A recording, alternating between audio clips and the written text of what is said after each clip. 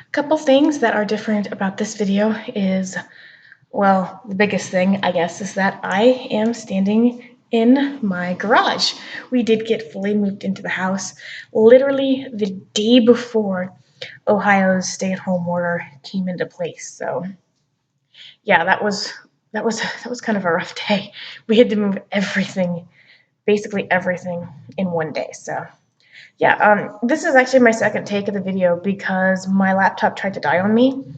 And when I moved it over here and plugged it in, I didn't really like the transition that happened there. So I definitely think this is a better spot for it. I know I'm not centered in frame, but there's also the sun coming through. So yeah, nobody wants to be blinded. Um, yeah, the lighting is a lot better in here than it was in my bedroom at the trailer. I'm a lot more comfortable because I can stand up, I can talk with my hands, I can fidget like what I need to, because I know in some of my other videos, if you notice, the camera will get bumped. That's because I'm fidgeting, because I can't hardly sit still for anything. So, yeah, let's just dive right into Scream Curse of Carnage, issue number 5. I almost said Absolute Carnage because I was just talking about that before I had to start this takeover. So, the big question at the end of issue 4. Oh, and this should really go without saying, but I'm going to spoil the entire issue. So if you haven't read it yet, you probably don't want to watch this video.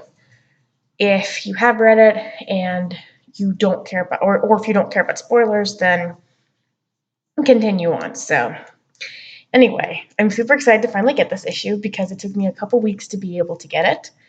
And I am just so excited to talk about the end of the Big Mother arc, which I'm thinking that's probably going to be the official name for it. So this issue opens up like what so many of the other issues have, with Thor fighting Big Mother and kind of these flashback sequences. It creates kind of a nice parallel to what Andy and Scream are doing in the present. So we also get to learn more history about Big Mother and her fight with Thor. I like the Thor segments. I think it would be cool if maybe in the future for like a special edition thing or limited edition thing, we got a mini book that just had the Thor stuff. So if there are people out there who maybe like Thor but aren't really into Scream, they could still buy that. It would be kind of a neat collector's item just to have those things. So the biggest question at the end of issue number 4 was, how is Andy gonna get not eaten? How is she gonna avoid being eaten by Big Mother? Because I don't think any of us really thought that she was going to die. It was suspenseful, and it was a great way to end the issue. But this is only the first arc. This is way too early to be killing off your main protagonist. So probably the most notable thing, other than the ending of this issue, which I will get to, is how they end up defeating Big Mother. Because that was my question: was how are they going to kill her? This is this massive creature, and the answer to that is they hung her from a construction crane. Oh, the lighting is much better over here. So they hung her from a construction crane because after escaping from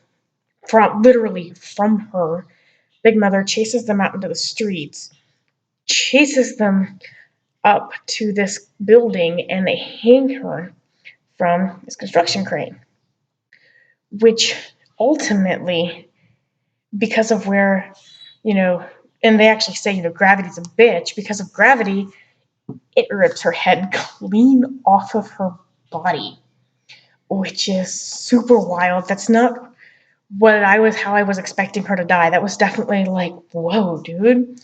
I figured she would like choke to death or whatever, but no, just sever the head. That's usually the saying. If you want to make sure something's dead, cut the head off the body. So, and I'm pretty sure she is definitely dead, like definitely dead, unless somebody like resurrects her, or if Null resurrects her, if and when he gets to Earth. But she's definitely dead for right now. people are much more aware of Scream because of this. Back in issue 1, I think it was issue 1, might have been issue 2, where she ended up getting under Noel's control and kind of went a little bit crazy at the feast shelter. That, that definitely set off some alarm bells, especially in the aftermath of absolute carnage. Symbiotes are very well known at this point. Venom's been around for a long time. Carnage had been around for a long time, and especially after everything that happened. So Scream's starting to get more attention. Whether that's a good thing or a bad thing, I don't know yet, because at the end of this issue, one of the police officers, I have to look and see exactly what it is he says. I had to actually look up what it meant, and as you can hear the car in the background, my husband came in to tell me that he was leaving to go grocery shopping, so that's why there's kind of a weird transition right here, because I had to immediately pause the video. Anyway, like I was saying, Scream and Andy are definitely getting some more attention. One of the police officers, and I think it's better to call them investigators, issues an APB on Andy, which, if I'm understanding this correctly, basically says that people are going to be looking for her for questioning, because it's obvious that she's tied to whatever's going on here. So I'm interested to see how that's going to develop. I'm wondering if we're going to get in a situation where everybody's going to think Andy's the bad guy, and I really think that's probably what it's coming to. And that's definitely going to cement Andy and Scream's title as antiheroes. So, but let's talk about what is probably the most impactful part of this issue, because throughout this entire run, and I've talked about this in general just with Andy, is where Andy pretty much constantly felt like she had no one, that she had no family, because of where, pretty much everyone she's ever come in contact with has either left her or died.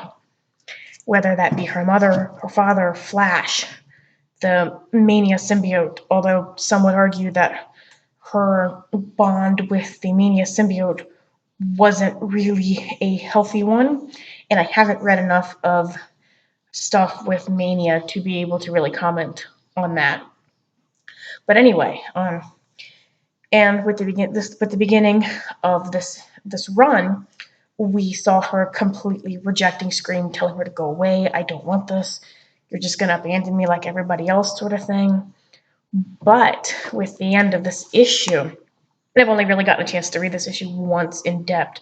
That's why I keep having to look at my phone for reference. At the end of this issue, Andy's kind of realizing that she does have a family with the Scream symbiote.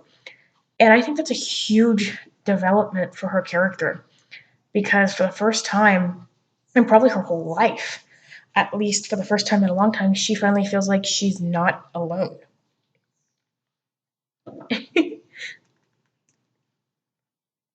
And honestly, if that concept right there doesn't get you at least a little bit teary-eyed, then I don't know what will. I actually posted, that was my first reaction, and I posted this over on Let's Talk Scream, was, hey, did anyone else cry at the ending of Absolute Carnage number 5? Because I did. And this kind of extends to where afterwards Andy is back at the feast shelter, and Aunt May kind of wakes her up. And at first Andy's like, oh, you're probably just going to kick me out. And Aunt May tells her, no, you can stay here. You can, I know about this bond you have. And she doesn't come out and say, hey, I know you've got a symbiote. I know you've got a symbiote in your fucking sock or whatever. But Aunt May's she's not stupid at all. She's never been a dumb character. So she knows and tells Andy, you can stay as long as you protect this place. And the ending panel we get is this. if it'll, there we go. That shows up a little bit better. There's a glare in here because it actually stopped raining. And yeah, this was an amazing issue. And we finally get to, see Andy actually get some closure and some happiness that we really haven't gotten to see for her character in a long time. And I think that's really needed for her.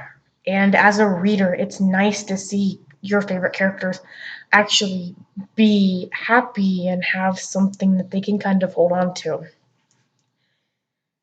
And yeah, I guess that's kind of it. I'm really happy with the way this ended. I like how there is this underlying theme throughout all of this, whether that be with the Absolute Carnage tie-ins or with it just being with Curse of Carnage itself. There is this underlying theme of you're not alone. Why is my dog barking?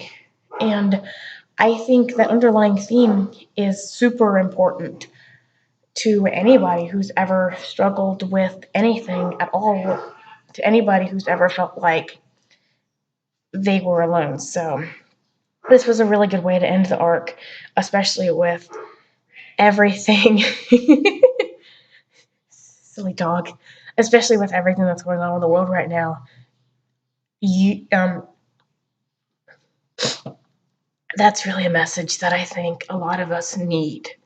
So, yeah, that's my thoughts on Curse of Carnage issue number 5. So, the next issue I'm thinking is scheduled due out in April 23rd, but with everything that's going on, I know that Marvel Comics is not releasing any new comics, whether it be physically or digitally. I don't know why. I forgot how to pronounce that word for a second. They didn't release any new comics today at all, so the future for the next issue is kind of up in the air a little bit. It will come out. Everything's already written. We're still getting some variant cover releases every now and then for it, but I'm just really happy that we were able to get the ending to Scream's first solo arc before everything shut down. And if worst comes to worst, and this is all we get, if after everything goes back to normal, if for whatever reason the rest of her arc gets canceled, I mean, of course I'm going to be upset. That would be horrible, and I don't want that to happen. I want more stuff for Scream. But worst case scenario, if this is all we get for her solo arc, then this is a perfect and beautiful way to close on it. And yeah, that's it. I'm excited for the next issue, and I hope we actually get it out soon. I need to go see why my dogs are barking, so I will leave all of my links below, and I'll give some little bit more info about my my new recording area. So thank you so much for watching and for sticking with my channel. Make sure you guys stay safe, stay home if you can, wash your hands, try not to touch your face. I know how hard that is to do, trust me. And thank you for supporting me while I took kind of this really long break. So thank you guys so much, and I will see all of you on the next video.